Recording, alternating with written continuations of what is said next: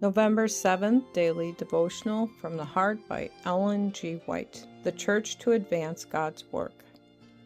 But watch thou in all things, endure afflictions, do the work of an evangelist, make full proof of thy ministry. 2 Timothy chapter 4, verse 5. Those who are Christ's disciples will take the work where he left it and carry it forward in his name. They will copy the words, the spirit, the practices of none but him. Their eye is upon the captain of their salvation. His will is their law, and as they advance, they catch more and clearer views of his countenance, of his character, of his glory. They do not cling to self, but hold fast his word, which is spirit and life. If ye continue in my word, then are ye my disciples indeed. And ye shall know the truth, and the truth shall make you free. John chapter 8, verses 31 and 32. They hear and do the things that Jesus teaches.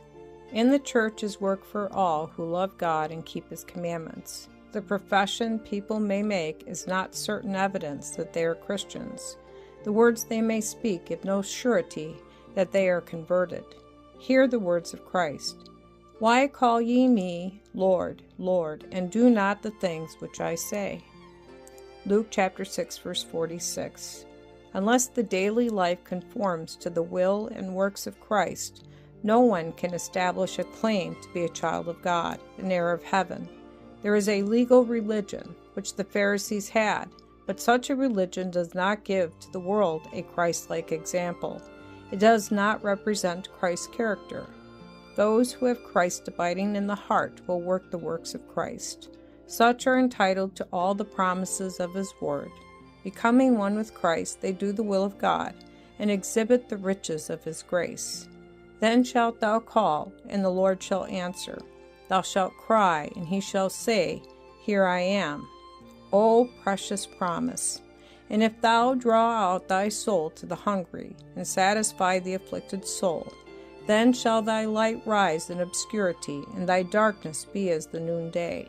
And the Lord shall guide thee continually, and satisfy thy soul in drought, and make fat thy bones. And thou shalt be like a watered garden, and like a spring of water, whose waters fail not. Isaiah chapter 58, verses 9 through 11. In marked contrast to the murmuring and complaining, though the Lord be high, yet hath he respect unto the lowly, but the proud he knoweth afar off. Psalms 138, verses 1 and 6.